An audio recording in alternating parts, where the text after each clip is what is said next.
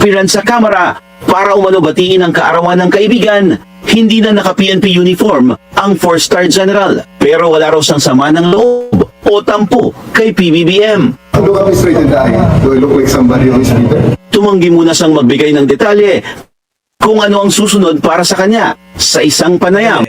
Ako tingin ko, alam ko talaga yung susunod sa kanya. Joseph Del Rosario, senyales ng addiction ang mapaghinala ayon sa isang nurse na humahawak ng drug addiction. Eh, mukhang sila ano yan mukhang yung mga Duterte yan Di ba? Eto ang tanong, mga kababayan, hanggang ngayon is questionable pa din para sa ating lahat Ano ang susunod para kay General Torrejo? No? Hindi kaya talagang nakapokus si tahimik ko Hindi ko kaya talagang nakapokus si General Torre o si General Torre dito po sa pag-aresto kay Bato de la Rosa at kay Bongo. Hindi kaya yun ang kanyang pinagtutuunan ng pansin niya yun. Kasi napakatahimik ko, mga kababayan. Hindi ko kagaya nung dati, di ba?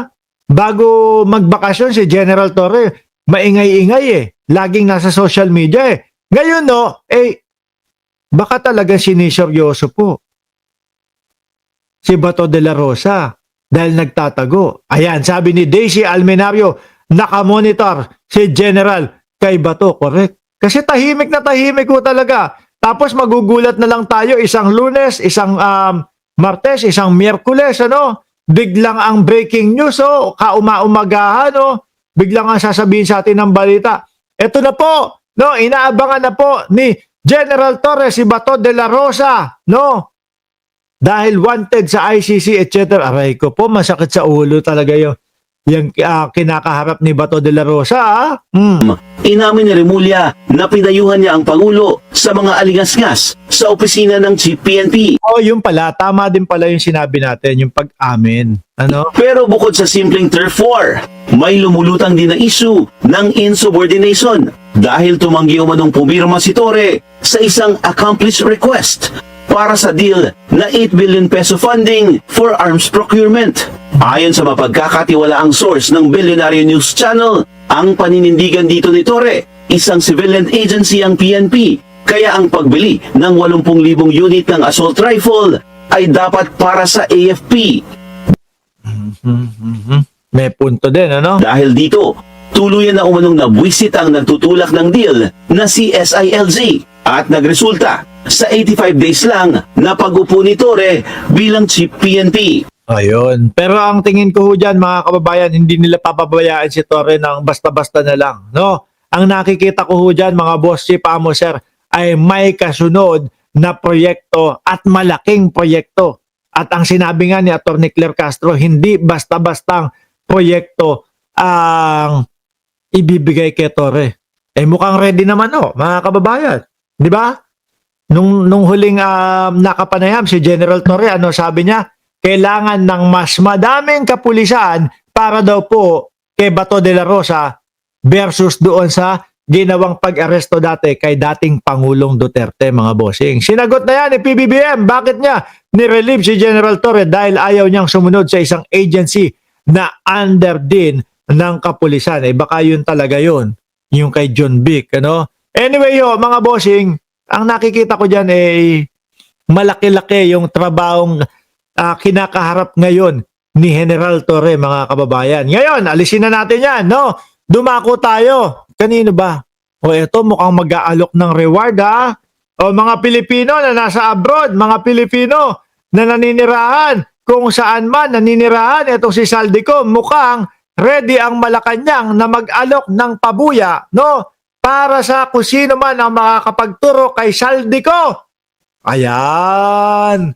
Kaya lang, hindi po basta-basta yan, mga bossing, Bakit to?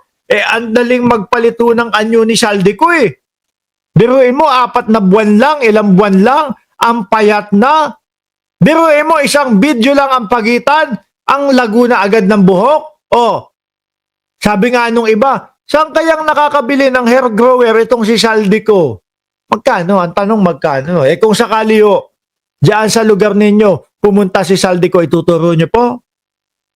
Paano kung operan kayo ni Saldico? Nako, ito, mas malaki, dodoblehin ko ang bigay ng Malacanang sa iyo, wag mo lang ako ituro. Ganyan, di ba? Dami pera niyan, mga kababayan.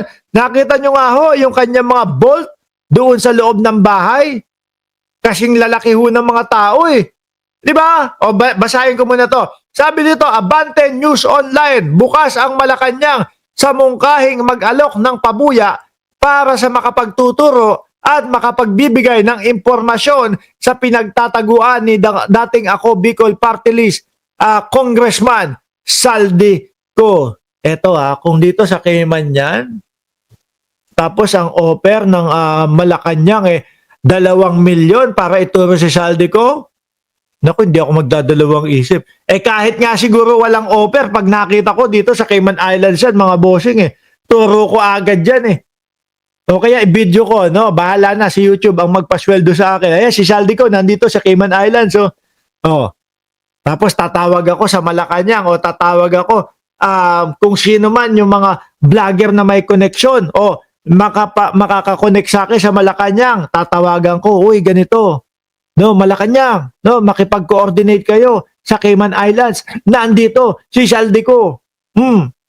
Para yung pulis na ng Cayman Islands ang aaresto. Di ba, mga kababayan? Ganun. Sabi nila Gaspi, OFW, kunan ng video pag nakita na aali-aligid si Saldico. Nakamonitor kami sa Europe. Interpol, mahuhuli si Saldico soon, no? Biruin mo yan. Magkano kaya? Ang tanong. Reward system, ikukonsidera ng gobyerno para maaresto si Saldico. Mag-ready na din ho kayo, mga kababayan. Mag-ready na din ho kayo. Bakit? Mag-ready kayo doon sa naratibo ng mga DDS na naku, pera ng taong bayan na naman ang gagamitin para maaresto si Saldico. Ipagtatanggol na ho nila ito. Di ba simulat sa pool pa lang naman ho, kanila nang iniidolo to? Kanila ng superhero ito? Pagtatanggol nila yan. Ano po? Dati ang sigaw nila, Saldico, umuwi ka na. Ngayon, hindi na ho. Saldico, wag kang uuwi kasi ipapapatay ka sa Pilipinas. Biruin nyo. Lahat to pinapaniwalaan ng mga DDS dito kay Saldico. Pakitaan lang ng simpleng maleta, pakitaan lang po ng madaming maleta, okay na po sa kanila yon. Maniniwala na po agad sila dun, mga kababayan. Ang maganda, kung sakali man makita si Saldico, talagang videohan, no? Subaybayan. Wag yun ang lulubayan. Balay nyo, 2 milyon, 3 milyon. Ang maging nito, ang maging reward kay Saldico, instant milyonaryo ka na, di ba? Ikaw, Chi, Villanueva, ikaw, kung sakali na makita mo si Saldico diyan sa inyong lugar, o diyan, saan ba yan sa inyo? United States of Caloocan, o di ba? O kung makita mo diyan sa lugar ninyo,